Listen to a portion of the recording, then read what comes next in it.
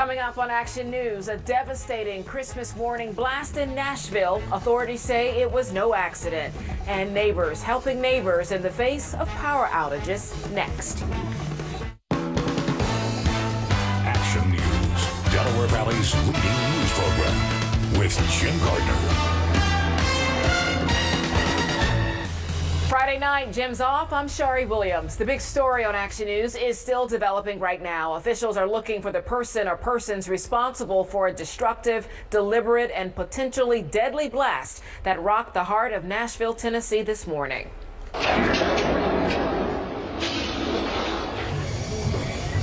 That was the sound heard and felt for miles after an RV packed with explosives blew up. The massive fireball damaged more than 40 homes and businesses and injured at least 3 people. It all started when Nashville police were called in to investigate a report of shots fired and noticed that suspicious RV. Well, they also then notified the bomb squad after hearing a recorded message warning people to stay back and that a bomb would detonate within 15 minutes. This morning's attack on our community was intended to create chaos and fear in this season of peace and hope. But we're not going to rest until those responsible for this outrageous and cowardly attack are brought to justice. Late today, officials revealed they found what could be human remains, but more testing is needed. Authorities are now checking all nearby buildings for possible victims.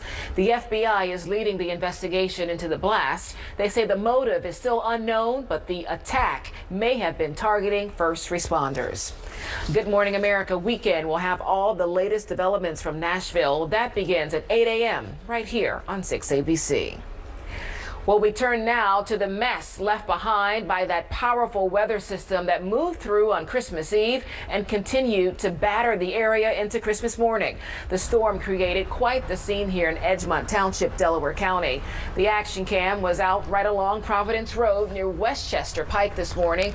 As you can see there, a car crashed into a fallen tree, then got stuck on top of it. That large tree also brought down some nearby utility lines. We're still waiting to hear if the driver was hurt. High winds also downed this tree in Springfield Township, Montgomery County. The trunk of the tree blocked the road on the 8600 block of Montgomery Avenue, and the limbs were seen resting on the power lines there. Well, dozens of PECO customers in the city's East Oak Lane section spent their Christmas in the dark because of the storm. Several utility poles snapped near the intersection of 5th Street and Oak Lane early this morning. PECO says they are still working to restore power to about 29 customers. Well, the storm didn't dampen the spirit of the season in one Montgomery County neighborhood. In fact, the power outage served as a bit of a bright spot, bringing people together in what's been a tough year. Action News reporter Jacqueline Lee has that story from Wynwood. Well, just to give you an idea of how strong the wind gusts were, over here you can see these tree branches tangled up in this homeowner's backyard. The wind so strong it actually snapped these tree limbs on top of the power lines. In the distance, the utility pole split. For dozens of residents in the Penguin section of Wynwood, this Christmas was not bright at all. In fact, it was pitch black, and not by choice. We open gifts in the dark by candlelight, so we're making the best of it. Earlier this evening, about 140 households were still without power after last night's storm. Without a generator, some homeowners had to use a little bit of creativity. We had everything we normally have, just toasted the bagels on the gas grill and put the champagne out on the deck so it stayed cold. The Kents said they were surviving by candlelight. We haven't cooked anything, so we've been just picking on snacks and things, and we're going to run across the street to the neighbors to heat up dinner. But even though 2020 has thrown countless curveballs, neighbors are standing by one another. 2 different neighbors delivered wood to us so that we could have heat, offering up their kitchens and some kindness during a rough year, especially when the power goes out on Christmas Day. We're heating stuff up and making people coffee and doing what we can to help. And this Christmas, there is a pretty stark contrast down this block. Over here, this half of the street, the neighbors have power, but over here, the neighbors are stuck in the dark. PECO says that they can expect power to be restored by 11 p.m. Sunday. In Wynwood, Jacqueline Lee, Channel 6 Action News. The Christmas storm flooded East 12th Street in Wilmington, Delaware. The high water stranded 4 vehicles. This happened just before the ramp on I-495. The drivers were able to get out safely to higher ground. Well, all that rain led to an angry-looking Brandywine River. The action cam captured the churned-up waves of brown water rushing past there at Walker's Mill in Wilmington. As for the Schuylkill River in East Falls, it overflowed its banks this morning, leading to heavy flooding along Kelly Drive. The water came up over the walking path and right into the street, nearly up to the intersection with Midvale Avenue. That portion of the road was blocked off to cars, but some curious pedestrians did come out to take a closer look. A big tree took out a transformer in one Willingboro neighborhood, making for a rough Christmas for residents there. The tree crashed through the viewer's home of Beverly Dewberry's backyard on Holton Lane in the Hawthorne Park community. Dewberry says PSE&G told her that power will be out until tomorrow. Well, unfortunately for those without power, temperatures plummeted following the storm. For more on when or if we can expect to warm up, let's go now to meteorologist Adam Joseph, who's in tonight for Cecily Tynan in his home studio. Merry Christmas, Adam. Yeah, Merry Christmas night to you, Sharrie, as well. After those 50, 60 mile an hour winds and the flooding waters, all the waters have receded back in their banks area wide. And now that chill down is on. Take a look at these 24-hour difference in air temperature across the region. Compared to last night at this hour, it's 36 degrees colder in Philadelphia, Reading, Allentown, Lancaster, 37 degrees colder for Dover and the Poconos, and over 30 degrees colder for the shore. So right now those temperatures have slammed back well down below freezing. So any of those big puddles that are still standing are freezing at this point. And as we take a look forecast for tomorrow, those winds will still be blustery, but it's bright. Teens all morning and only low 20s for wind chills tomorrow afternoon. We'll chat about a warm up the second half of the weekend and then another storm on the way for New Year's Eve coming up, Sharrie, in a little bit. All right, you've got our attention. Adam, we'll see you in a bit. All right. We are learning more about a blast of gunfire that left one teen dead and another critically wounded in Philadelphia's Kensington neighborhood. Police now say the triple shooting was over a parking space. Action News reporter Annie McCormick has more on the deadly incident and the alleged gunman. Police say that this is still an active and ongoing investigation, but they're releasing preliminary information. The 17-year-old who was shot is fighting for his life in the hospital tonight. Police say it was a fight over a parking spot in the 3300 block of Emerald Street that unfolded into a deadly shooting. According to police, people spilled out of their homes and fights erupted between neighbors. 2 uniformed Philadelphia police officers responded. This Hispanic male in his 40s exited from a property and began firing a gun into the crowd.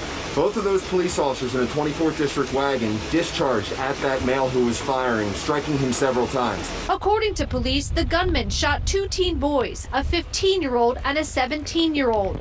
Police rushed all 3 people shot to the hospital. The alleged shooter and the 15-year-old were pronounced dead. But several people close to the alleged gunman contacted Action News to say he is innocent and did not fire the weapon, saying there is video that shows he was unarmed. We want justice. It's painful. They identified the alleged gunman as 43-year-old Jesus Perez Sr. and say his son Jeremy Perez is the 15-year-old who was shot to death. They did not know the 17-year-old victim, and police have not released any names. Late today, neighbors made a memorial where the shooting happened. During a brief vigil, shots were fired in a separate shooting down the block. This area of Kensington, neighbors say, is plagued by gun violence. There's shots going off right now. They're shooting right now as we speak. You hear this? They're shooting right now as we speak, and nobody is doing nothing. Police say they did recover the offender's weapon, which was a handgun reported stolen from Virginia. Reporting outside of police headquarters, Annie McCormick, Channel 6, Action News. A Delaware County family lost their home and their family pet when a fire ripped through their house as they were opening Christmas presents this morning. It happened on the unit block of Rampart East in Middletown Township around 11 a.m. Firefighters say it was a fast-moving fire. 7 family members were inside but managed to escape without injury. 75 firefighters responded to this fire and 4 were injured. Those firefighters were actually opening presents with their own families this morning when they got the call. It's a reminder on how precious life is on Christmas Day, that even though you lose property, you can still keep your family together, and the family is very courageous, and they're going to have a tough go, but they're going to be okay. No word yet on what caused that fire. The Red Cross is helping the family find another place to stay. Officials are also looking for the cause of a fire that damaged an apartment complex in West Philadelphia this afternoon. It sparked in a unit on the 400 block of North 52nd Street. This was around 4:30 today. Firefighters were able to get it under control in about 20 minutes. No one was hurt. Today's Christmas celebrations, of course, looked a lot different than they have in the years past. And for the faithful, there were so many reasons this year to pray, to give thanks, and to feel hopeful.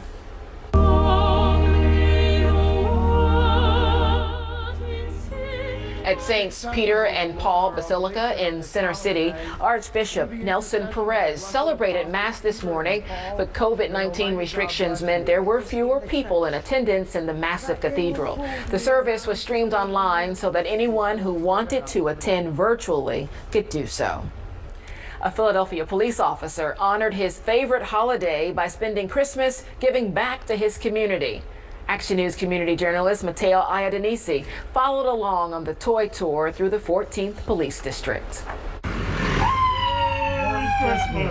As a kid, waking up on Christmas morning with gifts under the tree is an all-timer. Come on out here. We wish you a Merry Christmas. I just want to put that smile on a little kid's face that maybe can't wake up this morning with, a lot of gifts under the tree. Merry Christmas. I'm so grateful. It's real tough, but it came through. The police district came through. Thank you so much. Being a community relations officer, that's what we do. I grew up in North Philly and in this community, so that's why I feel like I'm invested. They can look at me and see that I'm one of them. We're just not here to lock up the bad guys. We also are here for the community. All right, look y'all up. Merry Christmas, sweetheart. I'm so happy. I got what I could give, but I'm appreciative of what everybody else has given us. Wish you a Merry Christmas. When there's a need, the phone rings. So it's a 7-day-a-week job, 24 hours a day. Being on this job, you work most holidays. It could be times where you're trying to make it back home. It's a sacrifice, but we signed up for it. We out there protecting the community, protecting the serve. That's what we go by. So Christmas, Thanksgiving, New Year's, we have to do it. It's gonna sound kind of cliche, but I just always wanted to help. And I thought being a police officer in my community would be valuable. You see the parents actually with tears of joy, and to just put a real smile on our face and our heart. See you next year. Yeah, we appreciate those officers. That was Matteo Iadinisi reporting. So much more ahead right here on Action News at 11, including another check of the weekend forecast with meteorologist Adam Joseph. Plus, a big surprise for a little boy who's been through so much. See the special gift that truly brightened his Christmas. And beating the holiday bloat. Experts share tips if you accidentally or perhaps intentionally overindulged this Christmas. Check is brought to you by Independence Blue Cross. Learn more at ibx.com. As the saying goes, the show must go on. So organizers of the reenactment George Washington Crossing the Delaware, it went virtual. The annual event attracts thousands of spectators to Washington Crossing Historic Park on Christmas. In its 68 year history, it's never been canceled. Health check tonight at 11. If your pants are feeling a bit tight after a good Christmas meal, you're not alone. 'Tis the season to overindulge. But if you have given into the comfort of food cravings, you don't have to suffer. Experts say there are 3 ways to beat the holiday bloat. First, get moving, even if it's just marching in place or taking a walk. Next, stay hydrated. Water, especially with lemon or ginger, can help soothe your stomach and help with digestion. Finally, remember the feeling. Health coaches say if you write down how feeling bloated made you uncomfortable, you are less likely to repeat it. Frontline workers from 3 hospitals in Philadelphia received a very special treat today from restaurateur Steven Starr. Hundreds of delicious meals were delivered to those working hard to care for the sick during the pandemic. Action News community journalist Ashley Johnson has the full story. A special gift this Christmas from restaurateur Steven Starr to those on the front line in hospitals. For me, it's comforting. It's like a hug. Yeah, I think it's just very meaningful. It's always the little things. I think a lot of us have really come to realize that this year in particular. It's a grand gesture to say thank you to those spending the holiday away from their own families to help keep all of us safe. 1,200 savory meals delivered at Pennsylvania Hospital on Spruce Street, Penn Presbyterian Hospital, and the Hospital of the University of Pennsylvania. The people here in all the hospitals in Philadelphia and across the country have been literally risking their lives every day for all of us. So with the infrastructure that I have, it was the least I could do. I wish I could do more. The CEO of Pennsylvania Hospital says these kind gestures are needed more than ever during this unprecedented time. I will say it's absolutely busy. Our COVID units are just about at capacity, but the staff is really resilient. Many healthcare workers will be eating well, comfort food like turkey and cornbread stuffing, but it's really the thought that counts. It'll be like being cooked a home-cooked meal with love, and we did cook this with love. Meals made with love. It's the perfect gift that keeps on giving. We're just trying to take care of people, and people are taking care of us. That's quite a great deal. In Society Hill, Ashley Johnson, Channel 6 Action News. A well-deserving 10-year-old got quite the surprise this Christmas morning.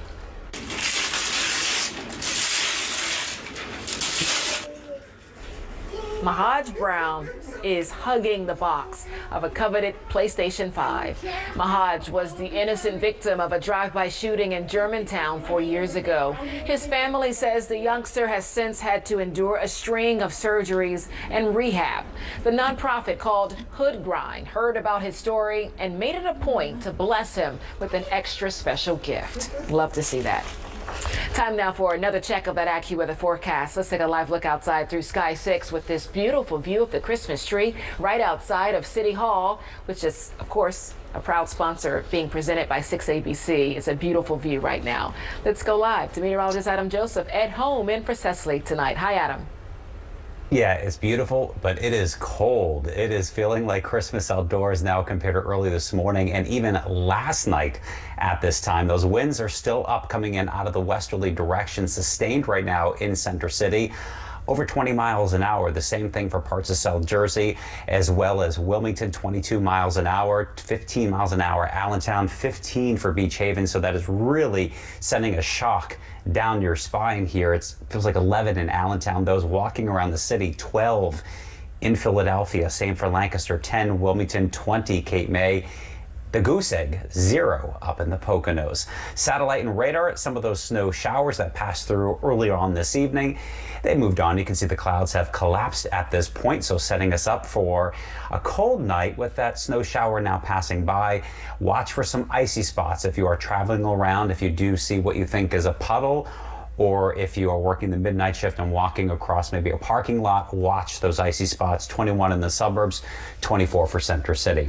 As we look at the forecast for your Saturday, 33 Philadelphia, Wilmington and Millville, only 31 in Reading, but wind chills are going to remain in the 20s, but it's a bright day at least. Here's what you need to dress for as you head out the door tomorrow morning. 0 the Poconos for the skiers, 10 in Allentown, 11 Wilmington, 13 in Millville, and tomorrow afternoon does not get out of the teens for wind chills for Reading and Allentown, single digits in the mountains, and low 20s from the Delaware River down to the shore. So here's the setup. Again, we've got low pressure moving away, high pressure coming in from the south and west. That high slips a little bit closer on Sunday, so it will bring more sunshine, a calmer wind, feeling more seasonable at 42 degrees, and then that cold front to the west comes through on Monday, maybe a spitting shower Monday, but that will bring a drop in temperature by Tuesday. Then as we head into New Year's Eve, which is Thursday, there's going to be another very strong storm cutting across the Great Lakes. Snow for parts of the Ohio Valley and western Pennsylvania, while we will get that wind coming in right off the water again. This is 1 a.m. just after midnight as we go into the new year, and it is going to come in with a bang with not only some powerful rain and wind. There could be isolated severe weather. Again, it's a very similar setup to what we just went through exactly a week later, where everywhere up the Poconos, Lehigh Valley to the shore, we could see between 1 and 1.5 inches of rain. A long time to watch that. We just want to enjoy the weekend as we look at the exclusive AccuWeather 7-day forecast. Kwanzaa tomorrow, brisk, chilly, and bright at 33. Partly sunny, nice on Sunday, 42. So a really good weekend despite a chilly start. And then some sun, a lot of clouds Monday as that front comes through. Nearly 50 degrees, maybe a scattered shower in the afternoon. Much cooler, windy behind it Tuesday, 35. And then we start to climb back up to seasonable norms on Wednesday. It's very mild, dry most of New Year's Eve right now, but then that rain and wind comes in closer to midnight, near 60, and then an early soaker on New Year's Day, 48 degrees with dropping temperatures in the afternoon, much like what we dealt with today. But again, Sharrie, enjoy your weekend ahead, and I'll see you next week. I'll get to that. That's in the distance, so I'll enjoy the weekend for sure. Okay, Adam, All right. Thank you. Pico is lighting up the holidays in Wayne, Delaware County. Action News stopped by the lights of Old St. David's display in the historic churchyard of St. David's Church. The self-guided drive-through tour features roughly 5 acres of decorations and lights. Guests can check it all out Thursdays through Sundays beginning at 6 p.m. This is running through January 5th. Before we head to break, we want to highlight a few more great Christmas cards that our viewers have been sharing with us. Check out 7-month-old Ashton from Cherry Hill rocking his festive hat and shirt, proclaiming that he's Santa's favorite on his first Christmas. Also, here's Lynn Polk and her beautiful family from Sewell, New Jersey. Pictured here are Lynn and the kids, Kennedy, Maddie, Isabella, and Olivia, who range in age from 12 to 18. Merry Christmas to all of you.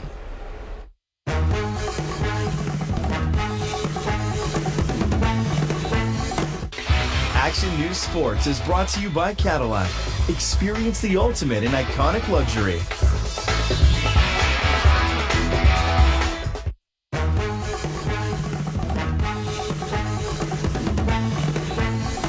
Big game for the Eagles when they face the Cowboys. Jamie Apody now with sports. Hey, Jamie.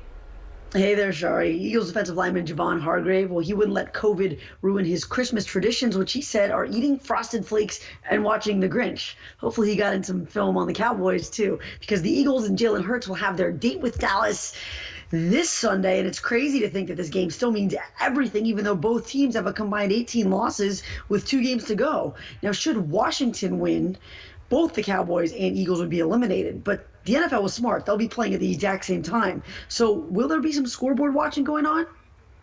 We know what could happen and what possible could happen, but all I know is the only thing that we can control is winning that game. So that's all I'm going to be focused on.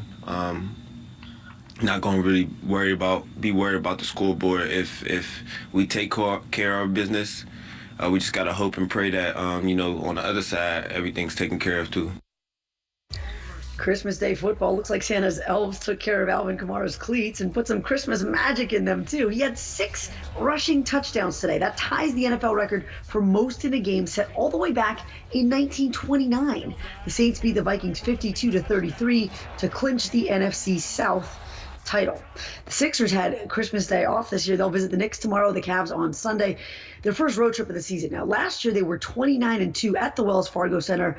And away from home, let's not just talk about that, right? So how can their new head coach fix that road record? The only way you get a new road identity is by winning. So, we got to go win games. This is what it is. And again, I'm watching these games, and I think you guys are watching all these games too. It's amazing. Some play is good, some is sloppy. You don't know. But at the end of the day, you got to find a way to win the games. And so we have to go out on this road trip with that mindset. Could Brooklyn be the new power in the East? Thanks to their new additions, they just might be. Former Celtic Kyrie Irving in his first trip back to Boston goes off, scoring 37 points. Kevin Durant not too far behind. He had 29.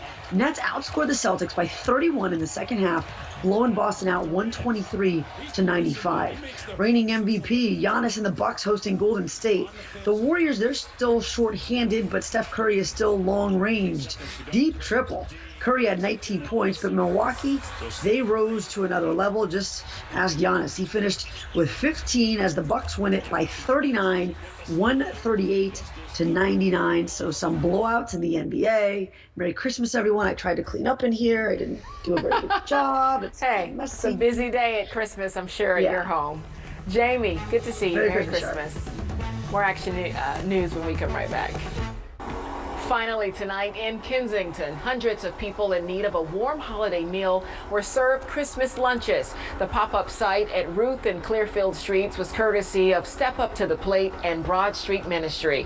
The lunches were served in an outdoor tent because of COVID-19 restrictions. Jimmy Kimmel Live is next on Channel 6, followed by Nightline. Action News continues at 5 a.m. with Gray Hall and meteorologist Chris Sowers. Now for Jim Gardner, Cecily Tynan, Adam Joseph, Deuces Rogers, Jamie Apody, the entire Action News team, I'm Sharrie Williams. Have a great Christmas night.